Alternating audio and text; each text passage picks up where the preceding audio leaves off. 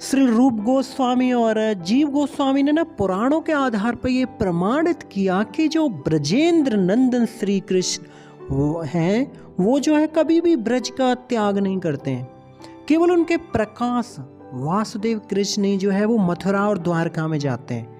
इसी प्रकार राधा रानी भी कभी ब्रज को छोड़ के कहीं नहीं जाती और हमेशा जो है वो श्री राधा कृष्ण जो है वहाँ पे वृंदावन में जो है ब्रज में रहते हैं। तो यहाँ पर प्रश्न हो सकता है कि तब फिर उद्धव जी ने ब्रज में राधा रानी की विरह अवस्था का कैसे दर्शन किया और राधा जी जो है कुरुक्षेत्र में कैसे गईं? तो बंधुओं, जिस प्रकार से श्री कृष्ण अपने अनेक अनेक स्वरूपों का जो है प्रकाश करते हैं, उसी प्रकार से राधा जी भी जो है अपने अनेक रूपों का जो है अनेक स्वरूपों का वो प्रकाश करती हैं। श्री कृष्ण का मूल स्वरूप क्या है? ब्रजेंद्र नंदन श्री कृष्ण। और राधा रानी का मूल स्वरूप क्या है? विश्वभानुनंदिनी राधा है। विश्वभानुनंदिनी राधा जी के दो अन्य रूप हैं, एक है संयोगिनी राधा और दूसरा है वियोगिनी राधा। उद्धव जी ने नंदगांव के पास जाके कदम्ब क्यारी में जो वियोगिनी राधा जी के दर्शन किए थे और संयोगिनी राधा जी जो है कुरुक्षेत्र में श्री कृष्ण से मिली और उन्हें अपने जो है मन रूपी रथ पर विराजमान करके जो है वृंदावन लेके आई।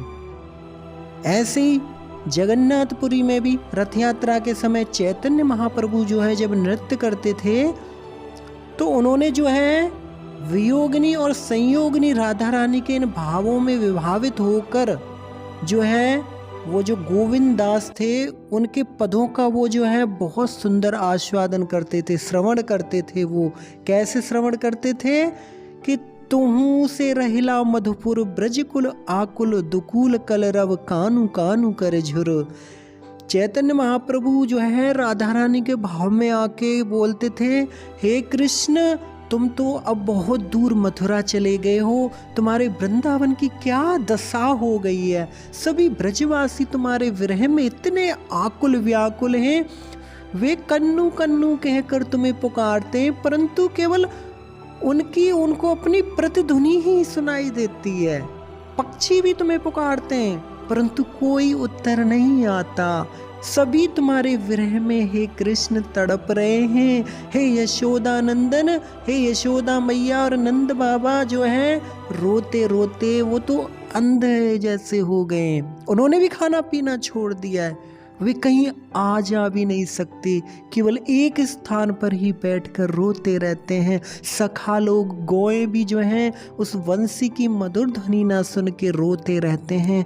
नगर में बाजार में अब कोई नहीं जाता, सब स्थान सुनसान हो गए हैं। हे कृष्ण, जब तुम ब्रज में थे उस समय भ्रमर पुष्पों के रस का पान करते थे, परंतु अब वे ऐसा नहीं करते। वे तुम्हारे विरह में रोते हुए जमीन पर लौटते हैं। जो वृक्ष हैं, जो लता हैं, वो बिल्कुल सूख गए हैं। अब जो मोर हैं वो नृत्य नहीं करते, पपीहे गान नहीं करते, कोयल भी अब कूहू कूहू नहीं करती।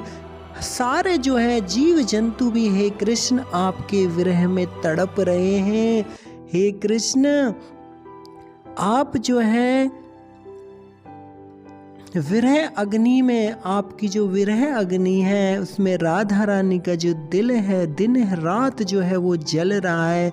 ब्रज में चारों ओर जो है विरह में हाहाकार की ध्वनि सुनाई पड़ रही है। यमुना का जल जो है वो एक जगह स्थिर हो गया है। तो ऐसा जो है चैतन्य महाप्रभु मतलब अब राधा रानी के संयोगिनी और वियोगिनी भाव में जो है भावित हो रहे हैं। हे कृष्ण, सारा ब्रज तुम्हारे विरह के महासागर में डूब रहा है। अब तुम मथुरा में क्यों वास कर रहे हो? हे कृष्ण, आ जाओ। तो बंधुओं, चैतन्य महाप्रभु ने जो है इस संसार के समक्ष जो है श्रीमती राधा रानी के प्रेम की जो है सर्वोत्कर्षता प्रकट की और दिखलाया कि श्री राधा रानी का प्रेम ही श्री कृष्ण को जो है संपूर्ण रूप से जो है वशीभूत करने में समर्थ है। श्री राधा रानी के अतिरिक्त अन्य किसी में भी जो है ऐसा प्रेम संभव नहीं है।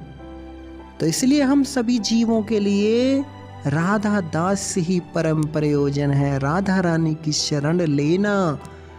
राधा रानी की शरण कब ली जाएगी? जब उनकी जो मंजरियाँ, जो सखियाँ हैं, जब हम उनकी शरण लेंगे। कौन है ये रूप मंजरी, गुण मंजरी, गोस्वामी, रूप सनातन, भट्ट रघुनाथ गोस्वामी? इनकी शरण हमको लेनी पड़ेगी।